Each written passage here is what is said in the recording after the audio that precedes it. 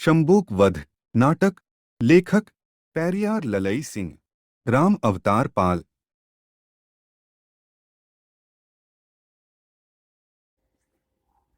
दृश्य 3। स्थान आदिवासी महाविद्यालय का प्रांगण। समय दोपहर। सेतु, ज्ञानू और कुंदन घास के मैदान में प्रमुदित अवस्था में बैठे हैं और अपनी योजनाओं की सफलता पर बातचीत कर रहे हैं। सेतु: कहिए भाई कुंदन, आजकल आपकी समिति के कार्य की प्रगति कैसे चल रही है? कुंदन: आशातीत सफलता हमें अपने कार्य में मिल रही है। समिति का प्रत्येक सदस्य, चाहे वह साधारण हो अथवा सक्रिय, लगन के साथ कार्य कर रहा है। सेतु: कितने प्रतिशत आदिवासी चैतन्य हो चुके हैं? कुंदन: हमारा तो अनुमान है कि हम 20% आदिवासियों को सजग कर चुके हैं। सेतु: शेष लोगों के कितने दिनों में सुधर जाने की आशा है? कुंदन: कह नहीं सकता, किंतु फिर भी हमें पूर्ण आशा है कि हम शीघ्र ही शेष आदिवासियों को सचेत कर एक सूत्र में बांध देंगे। ज्ञानू: तब तो आपका कार्य अति सराहनीय है। हम लोग भी सेना की सुदृढ़ता के लिए कटिबद्ध हैं, परंतु मेरी सफलता आपकी सफलता पर आधारित है।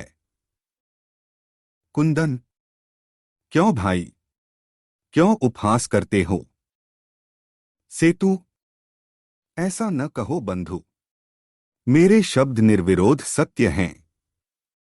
मैं आप जैसे लगनशील, कर्मठ एवं प्रकांड विद्वान का उपहास नहीं कर सकता। देश का ऐसा कौन सा व्यक्ति है जो आपकी विद्वता एवं कार्यकुशलता का लोहा न मानता? कुंदन: मैं कैसे कह सकता हूं किंतु? ज्ञानू: कटु सत्य के लिए किंतु परंतु की गुंजाइश नहीं भैया कुंदन। जितने शीघ्र आप अपने कार्य में सफल होंगे, उतने ही शीघ्र हमें साहसी, पराक्रमी तथा सच्चे राष्ट्रभक्त नवयुवक सेना के लिए मिल सकेंगे। सेतु: अवश्य भैया, हम लोग आठों याम आपकी और आपकी समिति की पूर्ण सफलता की कामना किया करते हैं, क्योंकि जितनी जल्दी आप सबको सजग कर देंगे, उतनी जल्दी हम लोग गुरुजी की आशा को पूरा कर गुरु ऋण से उऋण हो सकेंगे। कुंदन: यह बात तो ठीक है मेरे बंधु, किंतु आपको यह न भूल जाना चाहिए कि हमारी समस्त योजनाओं की जानकारी आर्यों को पहले से ही हो चुकी है। उनका गुप्तचर विभाग भी बड़ी सावधानी से कार्य कर रहा है।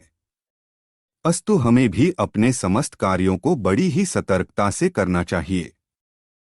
सेतु: अवश्य भैया, यदि हम लोगों ने असावधानी से कार्य किया तो हमारी समस्त योजनाओं को क्षण भर में ही नष्ट होने का भय है।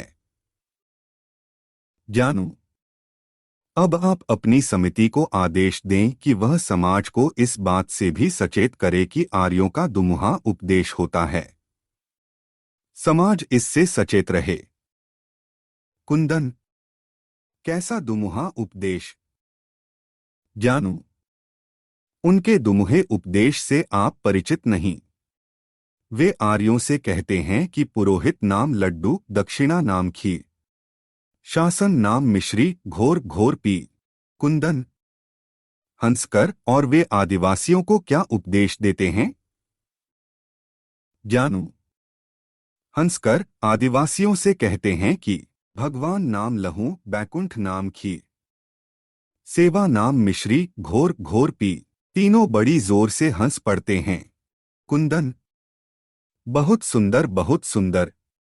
आपने बहुत सुंदर बात बताई बंधु। अवश्य ही आज दुमुहा मंत्र हमारे देश में फूंका जा रहा है, जो आर्यों को आकाश और आदिवासियों को पाताल में पहुंचा रहा है। समाज को इस दुमुहा मंत्र से सचेत कर देना आवश्यक है, अन्यथा जिस समय इसका व्यापक प्रभाव देश पर पड़ेगा तो फिर उसे संभाल सकना अति ही कठिन हो जाएगा। ज्ञानू: इसीलिए हम लोग आपसे कह रहे हैं कि आप अपनी समिति से प्रत्येक कार्यकर्ता को सचेत कर दें कि वे आर्यों के इस दुमुहे मंत्र से अतिशीघ्र समाज को सचेत कर दें। कुंदन, मैं आपकी आज्ञानुसार पूर्ण सावधान रहूंगा, किंतु आप लोगों से मेरा यह नम्र निवेदन है कि अपनी सैनिक शक्ति में उत्तरोत्तर बढ़ोतरी करते रहें, क्योंकि हमारी क्रांति से बढ़कर आर्य लोग अपनी चतुर्मुखी नीति को बरतने में हिचकिचाएंगे नहीं। कहा नहीं जा सकता कि पहले की भांति वे किस समय हमारे ऊपर आक्रमण कर दें। यह भी संभव है कि उनके इस आक्रमण में राजकीय शक्ति भी उन आर्यों का सहयोग दे।